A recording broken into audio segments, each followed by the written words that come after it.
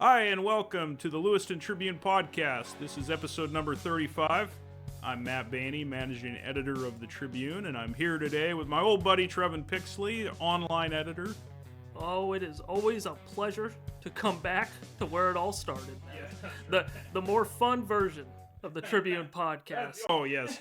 You know we're letting our hair down when it's me and Trevan. You know it's not going to be that serious. Yeah. This is almost the topic of the podcast, which you'll hop into, is pretty similar to the last episode we did. It's true. Yes, Trevan and I today are talking about our special section that came out in Thursday's paper, 99 Things to Do. And it's exactly like it sounds. This section lists 99 outings that you can do in our readership area. And it's a great section. I'm pretty proud of it. I think it came together nicely. And Trevan and I are going to talk about some of the 99 things on the list. And this is similar to Trevan and I did our LC Valley March Madness bracket, where we rated things around the valley. Well, and it really puts our bracket to shame after we put this 99 things together. Because you look at this list, and you're like, how did that not even make a 16-team bracket? Right. But now I look at the list, and I'm wondering how Hastings isn't one of the 99 things, but at least it made it to the LC Valley bracket.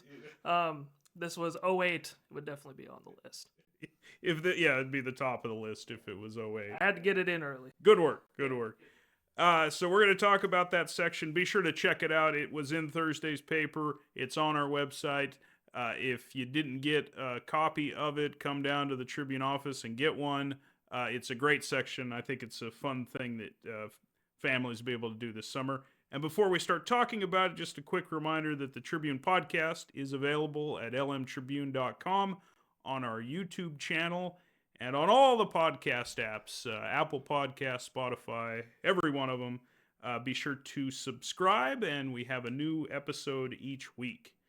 So, Trevan, you looked through our list.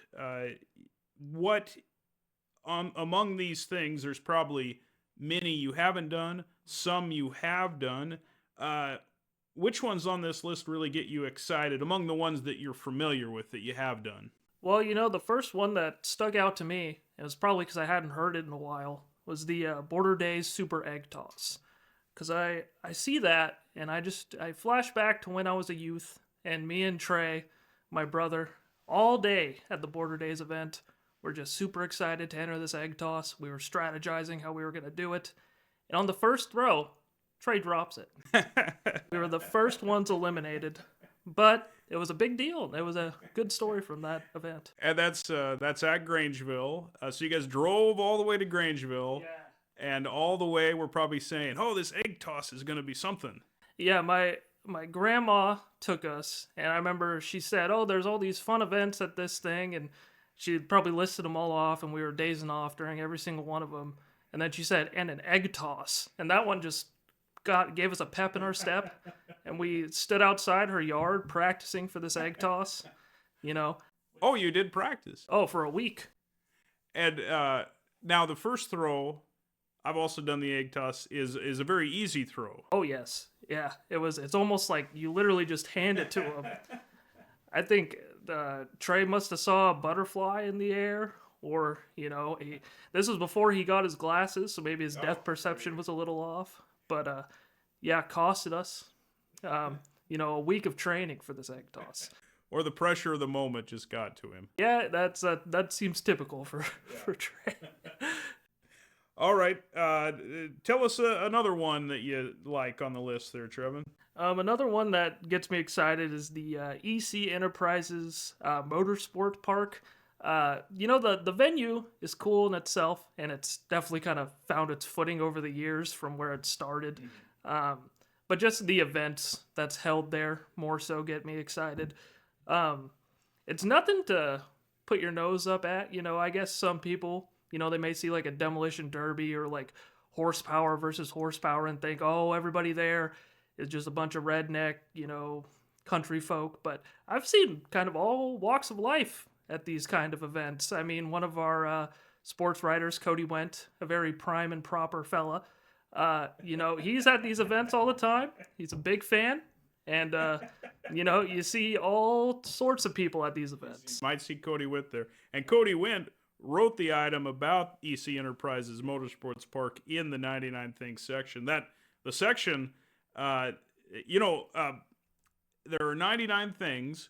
When we first hatched this idea, I think we were kind of like thinking, geez, can we get to 99? And, actually we did, and we zoomed past it. There were about 120 candidates we had, and then we kind of whittled it down to 99. But we had, in the section, these items are written by 25 different writers, so we kind of had to pull out all the stops to get these in the section. Yeah, you remember when you were rattling off this idea and rattling off events, what the first thing you said was? I think when I think of this, maybe I'm influenced by our March Madness bracket. The winner of that was Winter Spirit. Yeah. And that's the sort of thing that kind of came to mind right off the bat is, Winter Spirit, the NAIA World Series, Lewiston Roundup, and then in terms of events, and then in terms of things to do, the obvious outdoors, hunting, fishing, hiking, camping, and so those were kind of the ones that first came to mind. And then we, as I explain in the section, I sent an email not just to our friends in the newsroom, but to everybody that works here at the Tribune, our folks in the press and in the business office and in the advertising. Your own family. And yeah, right, my family. And I said, okay, what is it you guys like to do around here?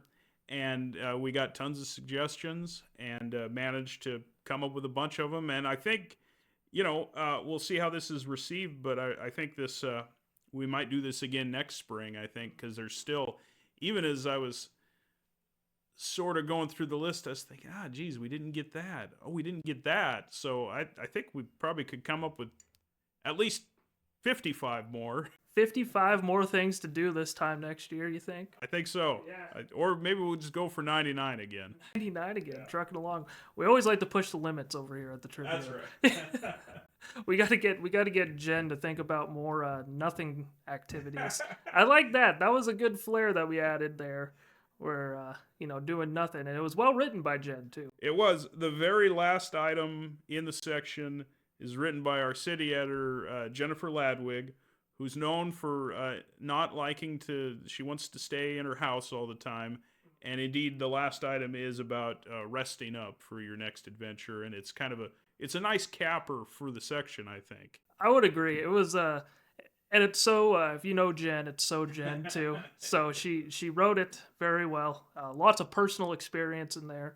You can tell that she's done nothing a time or two in her life. She knows her way around it, yes. And she made it sound very appealing and definitely brought everything together. Yeah. So Trevan, what was the last one that you wanted to highlight? Well, I did circle. I circled a good chunk of stuff. I don't want to, there are the obvious ones that you said, like Winter Spirit, NAIA, and I think, those get a lot of, I would say a lot of love, throughout the year. So, I want to kind of spotlight some things that maybe don't get talked about as often. So I put geocaching. That's something, again, as a young kid that we did a lot as a family. Did you? Yeah, I know. That doesn't sound like a Trevan Pixley thing to do, does it? We should have had you write that one, because we had Eric Barker do it, our outdoor editor, and he said to me, hey, I don't know anything about geocaching. And I said, well, you could probably, he's like, well, I could figure it out. So explain. What you guys did this? You've never heard of geocaching either, or you know of it? But that sounds like a Baney family activity.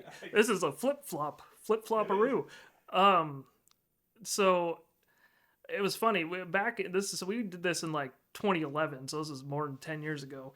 And my dad bought a GPS thing strictly for finding geocaches. So nowadays you can download an app and it'll do it, but he had to get this GPS, download the coordinates onto the thing, and it would lead you to this geocache or whatever. But yeah, no, it was fun. It was adventurous. Some of them are like laying around in the city, sort of. Some of them you gotta hike to get to. I remember one of them was called Spider Legs, and this is still like a traumatizing experience for my mom. She talks about it all the time, and it was only like a .8 hike to get to this geocache, and she was just sweating out of breath. We had an old dog. She was like 12 years old. She was huffing and puffing, couldn't make it, and then I was complaining because I was sneezing, didn't want to be outside. I'd rather be doing nothing. Yes. And we finally get there and we found it, and it was a Pixley family triumph. And I even have a picture of all of us. Oh, wow. And me and Trey were both wearing sweatshirts and jeans in like 101-degree weather.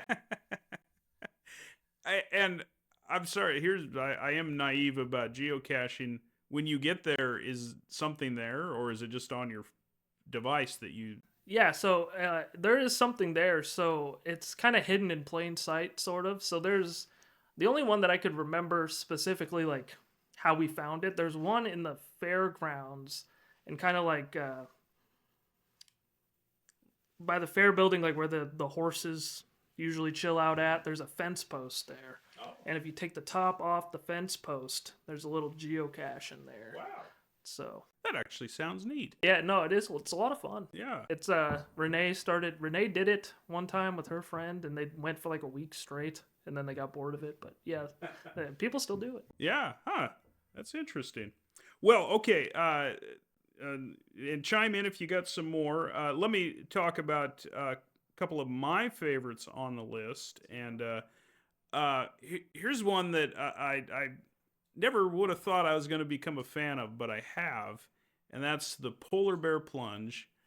I had gone to it a few times when family members or friends had done it, and I thought to myself, they're insane. Why are they doing that?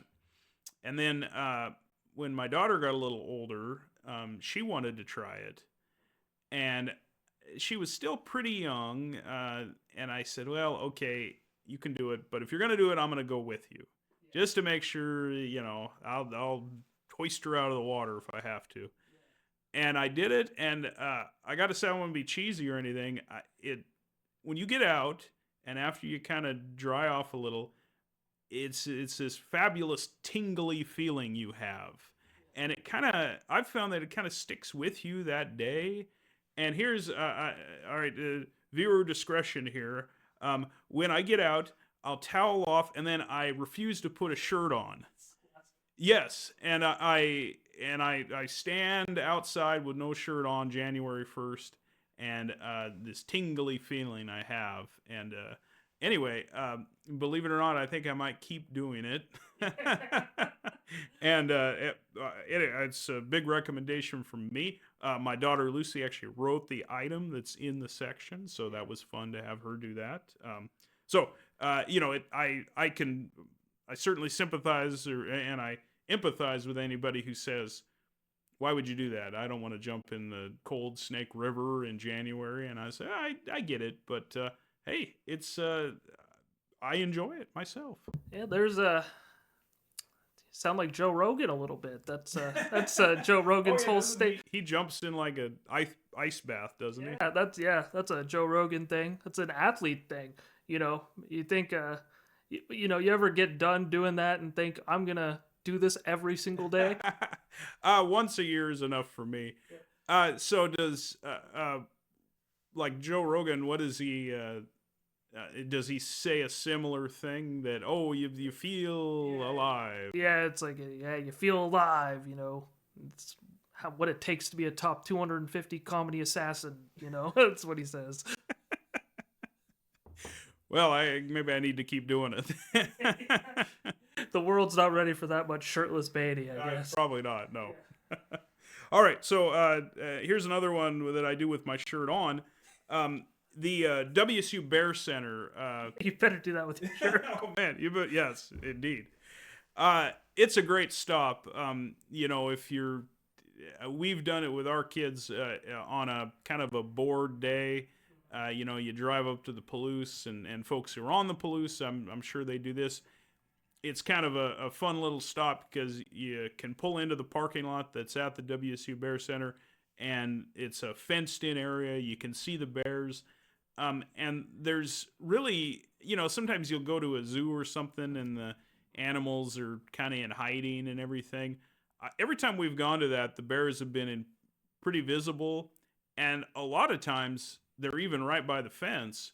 And oh man, you're just feet away from these big guys, and it's really cool to just kind of sit. And you can, usually we go to it, and my son, after about 5 minutes, is ready to go, and that's fine. And then someone who's really into creatures like that, if they could probably stay there an hour and enjoy watching them. And then okay, one more, and this is one that we just discovered this past winter.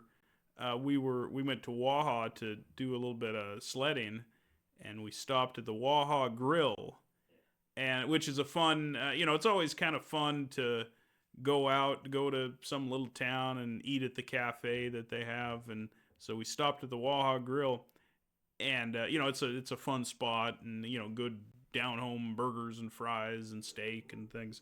And what they have there is the Meet the Challenge burger, MEAT, Meet the Challenge. And this is a 10 patty burger. It's 5 pounds of meat, and if you order it and eat it in an hour, it's free. And and you did this? We did not do it. We did go and eat a normal human-sized amount of food. But it's kind of tempting to give something like that a try. That sounds like it's doable, perhaps. That's like almost like not too much to where it's crazy, but like just enough to where you'd give it a try, I think. Yeah, and I think it is doable. When the picture of the burger is great. It made it on the cover of our section, and it's it's about this tall, Yeah. And it's mostly meat, just 2 buns on either side. It does seem like that's more meat than you can handle. Most of the people on the Waha Grill on their Facebook page, if someone orders it, they'll put their picture up and say, "Look at this guy. He ordered the Meet the Challenge."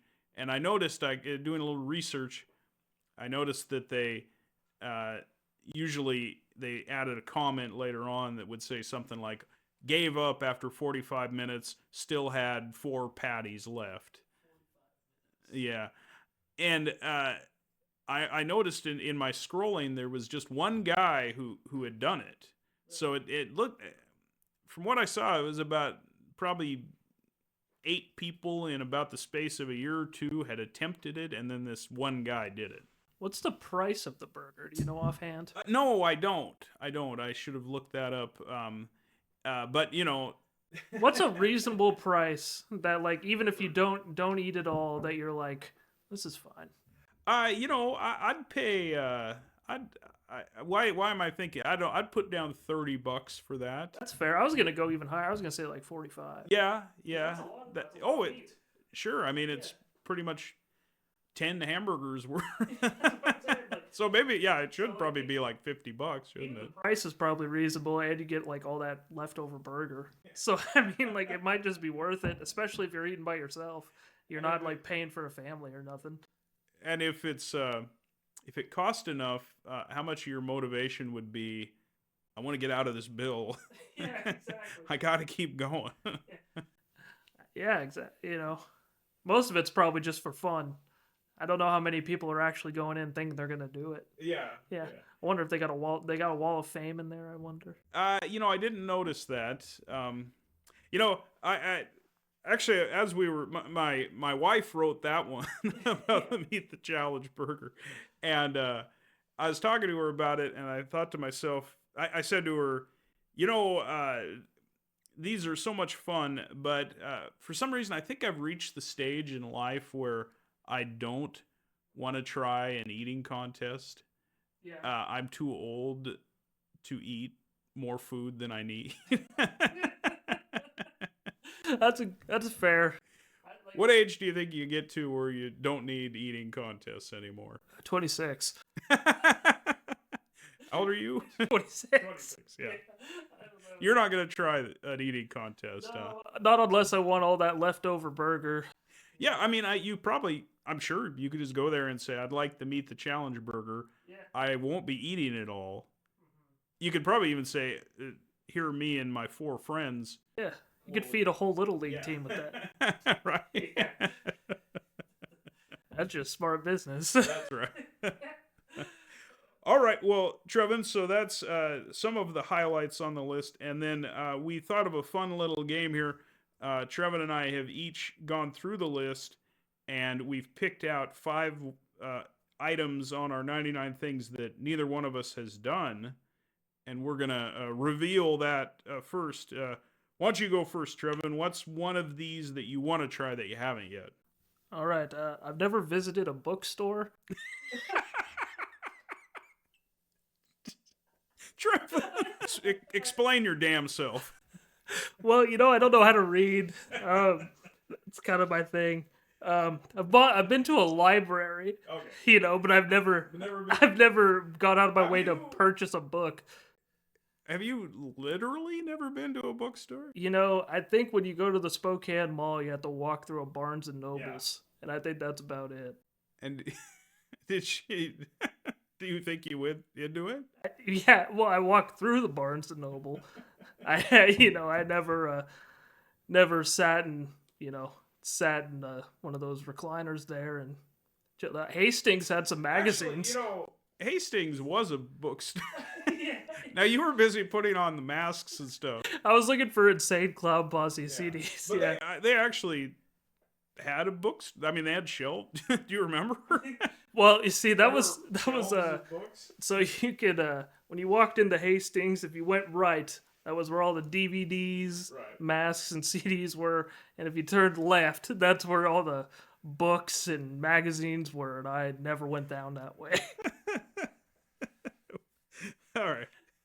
Okay. We got to move on. And that's what you definitely need to do. You need to go to a bookstore. Yeah. And we even have them here in the town, so you could go to them there.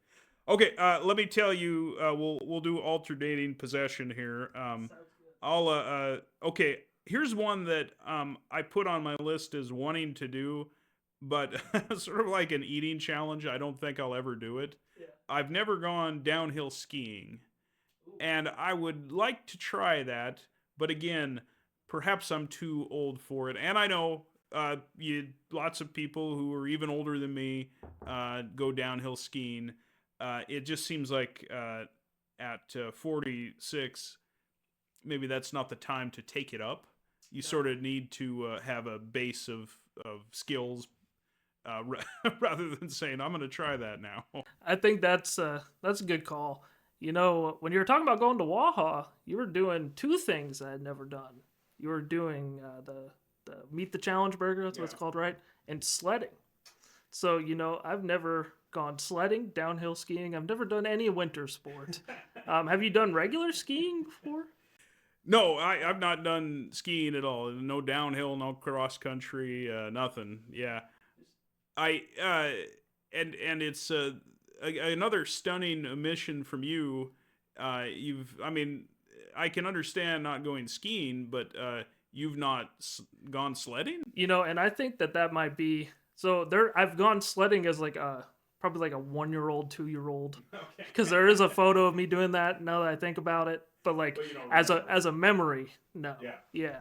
Well, I think you should, and you're an expecting father, and I will be doing that with the kids. So that will be coming up. Yeah, and you don't have to go to Waha either. You can Sunset Park. Sunset Park, right.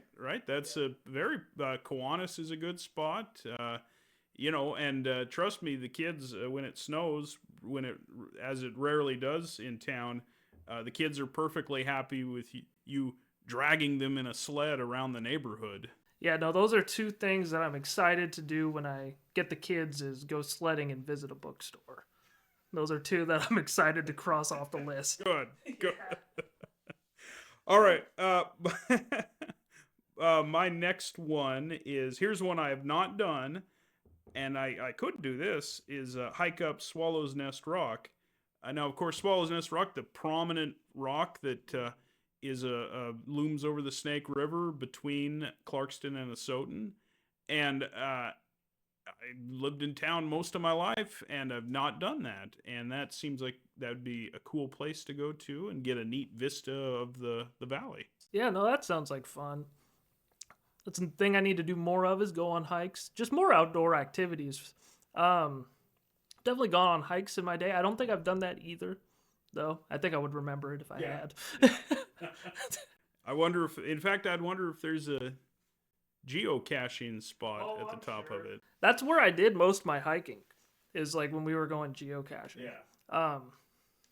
There's a geocache. I remember I went to Palouse Falls. There's a geocache around there. Oh, okay. Yeah. So that's another one on the list. Palouse Falls is a great one, and it's one that, and it's on our list, and it's, I think most folks have gone to it. It is a little off the beaten path, but it really is worth it. It's a remarkable waterfall. It's a cool place to stop. It's as waterfalls go, I mean, Multnomah Falls near Portland, that's a famous one. Palouse Falls is right there, though. It's an impressive sight. We had a video, I think, during the spring runoff, I think, where it was just, the water was really high, and it was super impressive how much water was coming down. So another good one, yes. Let's see. Okay, so that's mine. What's another one you haven't done that you want to try? So I've never been golfing. Never been golfing. I've gone to the range a couple times. That's something that Trey and my dad, they picked up that itch to go golfing. But I've never played like a round of golf. But I do like it. I think now that I'm acting like I'm your age, but now that I'm like 26, I'm gonna be a dad. I don't want to like go out and play like a game of pickup basketball anymore. And like golf is one of those games that you could kind of just do.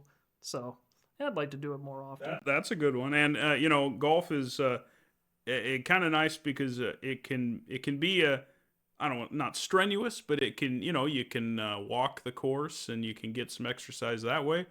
Or you can get a 6-pack of beer and a golf cart, and it's kind of like just a hangout, really. Just a chill. Yeah, that's right. All right, here's another one I'd like to try. Travel the Lolo Motorway, and that's a real primitive road that goes from here in Idaho all the way to Montana, and it really you got to be prepared for it.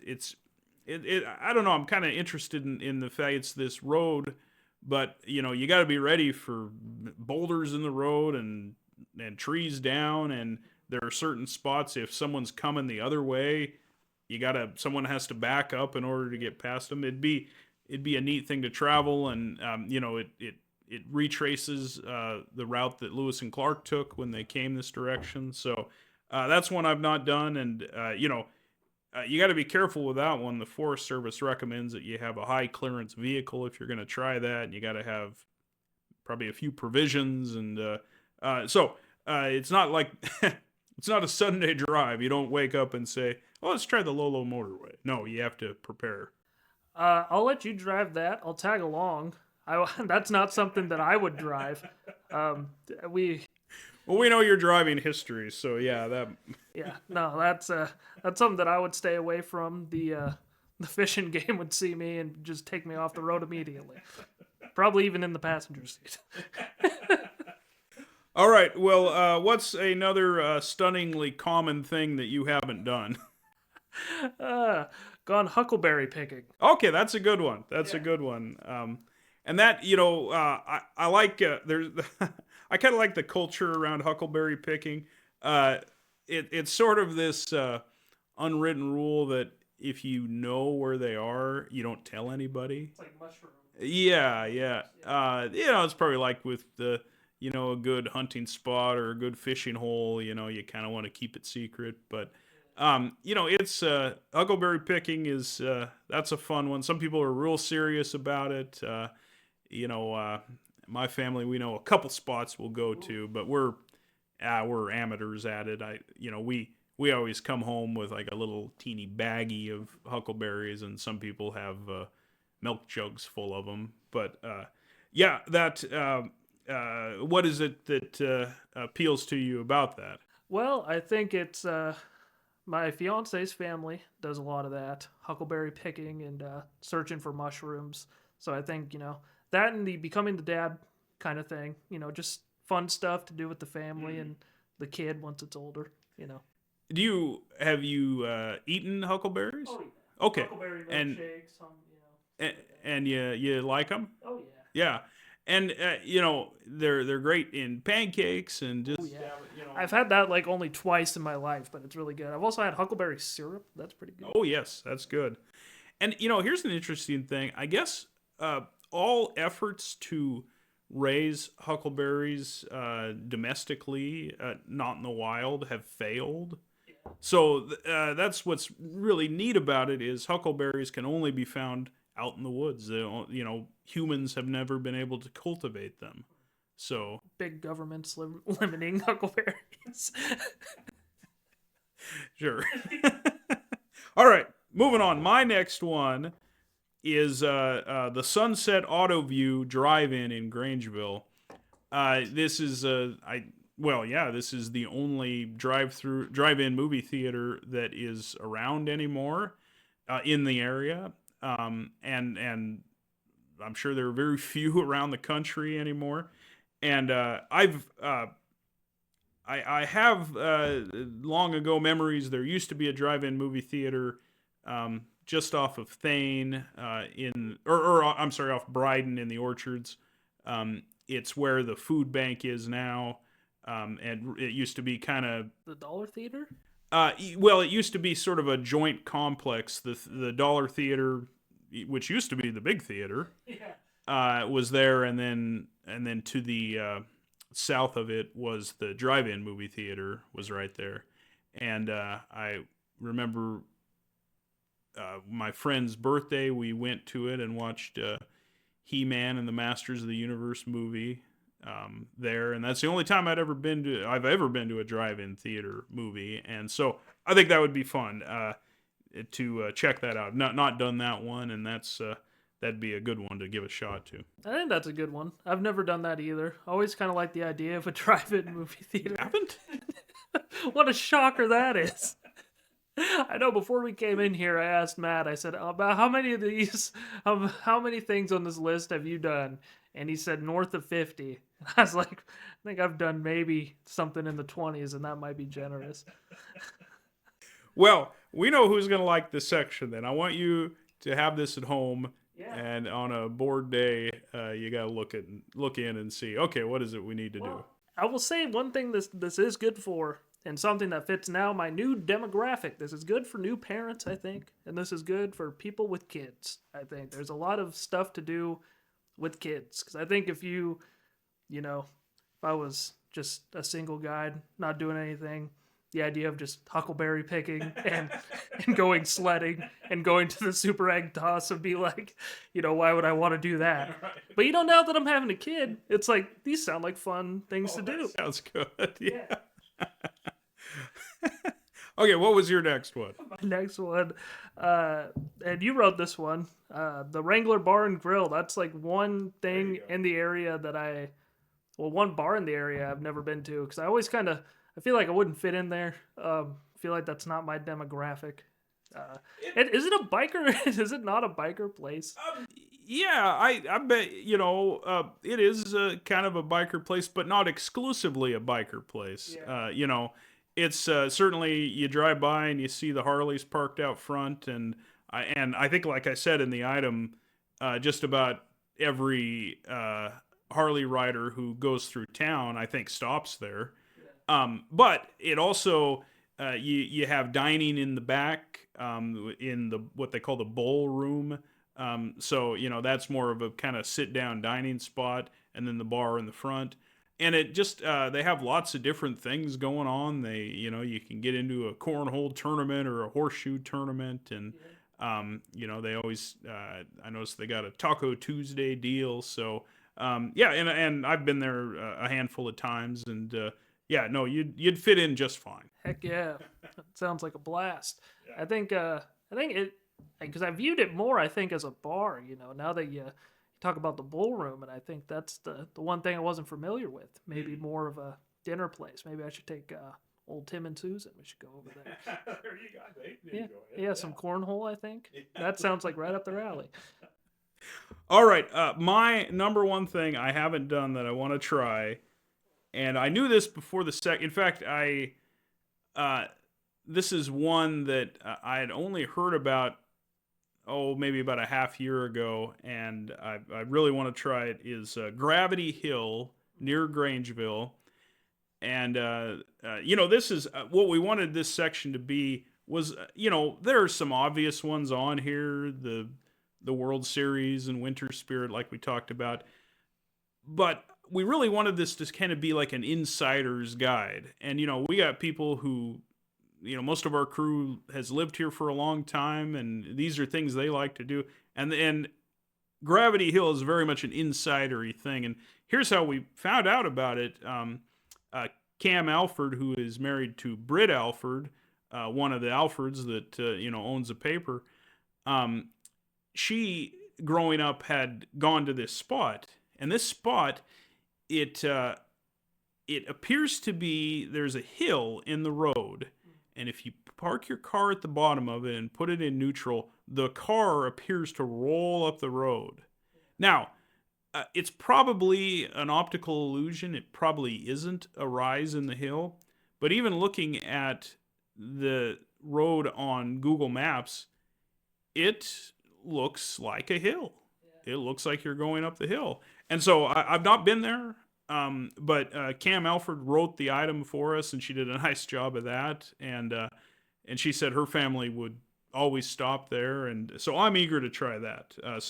And conveniently for me, the drive-in movie theater and Gravity Hill they look like they're about within a mile of each other, so I can knock out a couple of them that way. Super cool. You could have a killer 1980s night. You and your wife could go to a drive-in movie theater and go to Gravity Hill. Roll up Gravity Hill, yeah. That's right. Yeah. It's going to be fun. Were there any others that jumped out? You're like, oh, man, I got to try this. None that I was thinking I had to try, but I did circle a couple that I did enjoy. I think just kind of switching back to that gear. Chief Timothy Park is always a fun one that I have fond memories with my family. And my dad, whose name is Tim, when I was a kid, used to say that was his beach, and my grandma gave it to him. And I used to believe that. So I used to just think that was my dad's beach growing up. And he said, why are all these people here? Yeah, my dad was just allowing them onto his beach. He was a good guy that way. Yeah. Well, yeah, and I think you hit on it. I think there's a lot on here that parents with kids this summer, I hope they hang on to this section and they can refer back to it. And anyway, and not just young families, but people who have lived here for a long time. I'll bet there's no one out there that's done all of these. So there's something for everybody in this section, and I hope I bet you it's going to be well received, and I think this is the sort of one you want to hang on to and kind of refer back to if you ever have a day where you're looking for something to do. Exactly, and they're all going to be on the website. So if you ever just want to get information on something that you might go to and say it's 5-6 months down the road and you're like, what is the Border Day Super Egg Toss, what to expect in that, you could just go to the website, it's already there. So just information on events that are going to be happening in town anyway for the future. And yeah, it's good stuff. Good stuff we got going on here. Yeah. All right, well, Trevan, fun as always, hilarious as always. And thank you for listening to this episode of the Lewiston Tribune podcast. We'll be back again next week with a new episode, and until then, have a great day.